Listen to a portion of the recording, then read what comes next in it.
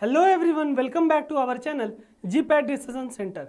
आज हम बात करने वाले हैं एसजीपीजीआई लखनऊ के अंदर जो फार्मासिस्ट की 43 पोस्ट की वैकेंसी आई हुई थी, जिसका आज ही के डेट में एग्जाम हुआ है, उसी के बारे में बात करेंगे। एग्जाम की एनालिसिस करेंगे कि पेपर आपका कैसा आया था, फार्मा पार्ट की बात करेंगे, नॉन फार्मा पार्ट की बात करेंगे, किस प्रकार के क्वेश्चन थे, और सबसे मेन बात जो बच्चों में मेन डाउट रहता है कि इसकी एक्सपेक्टेड कट ऑफ कितनी जा सकती है, उसके बारे में भी बात करेंगे। तो पूरे वीडियो में जरूर बने रहिएगा। साथ ही साथ फार्मा रिगार्डिंग हर एक अपडेट के लिए आप हमारे इस चैनल को सब्सक्राइब कर सकते हो। जी हाँ, जैसा कि आपको पता है पिछले दिनों हुए ईएसआईसी फार्मासिस्ट एग्जाम में बच्चों का रिव्यू था कि सर फार्मा पार्ट तो अच्छा आया था लेकिन नॉन फार्मा पार्ट बहुत ज़्यादा टफ था, बियॉन्ड फार्मा स्टूडेंट बहुत ज़्यादा यहाँ पे टफ पेपर बना दिया गया था। लेकिन एसजीपीजीआई फार्मासिस्ट के आज के पेपर में बच्चों के जो रिव्यू हैं, जो कमेंट हैं, वो उससे बहुत ज़्यादा अलग है। क्यों? क्योंकि आज का जो आपका फार्मासिस्ट का एग्जाम का पेपर था ना, वो बहुत ही ज़्यादा अच्छा पेपर आया था। और ऐसा पेपर आया था, चाहे वो फार्मा की बात कर ले या फिर नॉन फार्मा की बात कर ले, उससे लगभग हर एक स्टूडेंट कर सकता था। और जिसने पढ़ा है, जिसने मेहनत की है, उसका पेपर वाकई में आज का बहुत अच्छा हुआ है। आपका पेपर कैसा हुआ है उसे भी आप कमेंट बॉक्स में बता सकते हैं। अगर हम बात करते हैं कि एग्जाम कैसा रहा, पेपर पैटर्न कैसा रहा, तो मेनली यहाँ पे हमने देखा था कि एसजीपीजीआई ने जब नोटिफिकेशन निकाला था उसमें क्या बताया था कि 60 नंबर आपका फार्मा होगा और 40 नंबर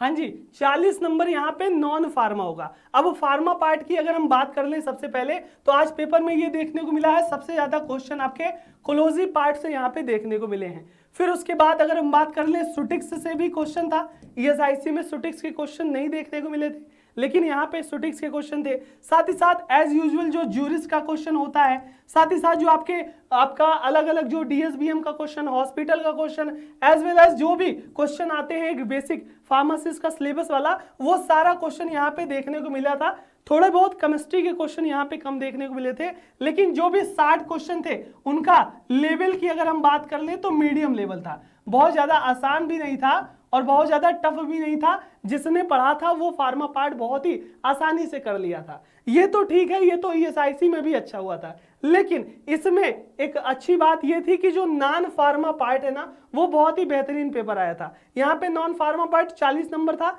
10 नंबर आपका यहाँ पे जनरल मैथमेटिक्स हो गया, 10 नंबर जनरल स्टडी या फिर कह लीजिए आपका जो जनरल नॉलेज की बात कर ले, जीके की बात कर ले, फिर 10 नंबर आपका रीजनिंग था, फिर 10 नंबर आपका यहाँ पे जनरल इंग्लिश इसमें एड ऑन था। 10-10 नंबर के क्वेश्चन थे, और ये जो क्वेश्चन थे बहुत ही अच्छे क्वेश्चन थे। लगभग सभी फार्मा जो वाले होते हैं जिनको रीजनिंग, मैथ में और इन सारी चीजों में दिक्कत होती है, लेकिन इन क्वेश्चन के लेवल के हिसाब से उसमें दिक्कत नहीं हुई है।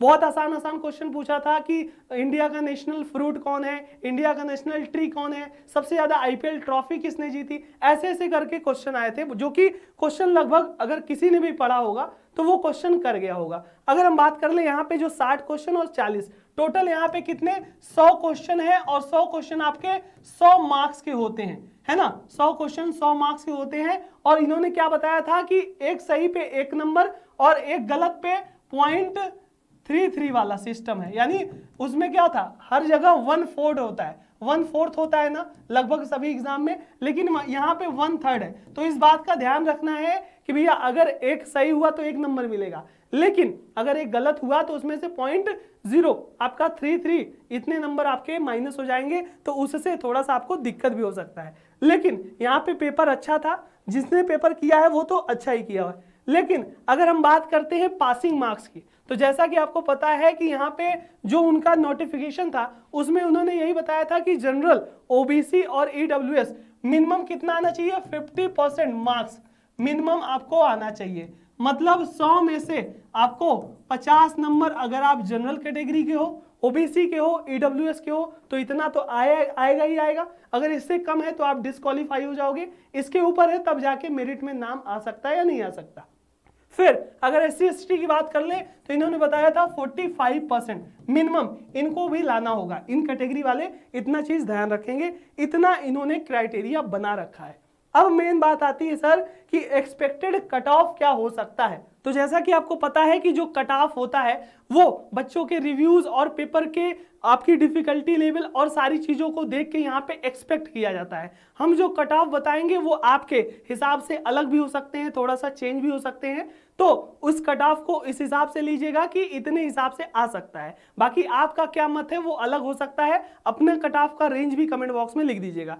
अगर हम कट ऑफ की बात कर लें तो हमारा जो इवैल्यूएशन है, एनालिसिस है, उसके हिसाब से जो पेपर का लेवल था, लेवल क्या था, सही था। लगभग बहुत सारे क्वेश्चन 90% अगर स्टूडेंट का रिव्यू लिया जाए तो वहां पे उनका पेपर बहुत अच्छा हुआ है, नॉन फार्मा फार्मा सबका। तो जनरल ईडब्ल्यूएस या जनरल यूआर की बात कर लें तो मेनली 75 से 80 कट ऑफ जाने के चांसेस हैं। क्यों 100 में से सर 75 से 80 जा सकता है? बिल्कुल, क्योंकि यहाँ पे पेपर भी तो उसी लेवल का आया था, करने वाले बहुत अच्छे अच्छे बच्चे हैं पढ़ने वाले, तो यहाँ पे कट ऑफ जाने के चांसेस यहाँ तक हैं। इससे 2-4 नंबर आगे पीछे हो सकता है, कम ज्यादा भी हो सकता है, उसकी हम पुष्टि नहीं करते। हमारा जो एनालिसिस है उसके हिसाब से बात करेंगे।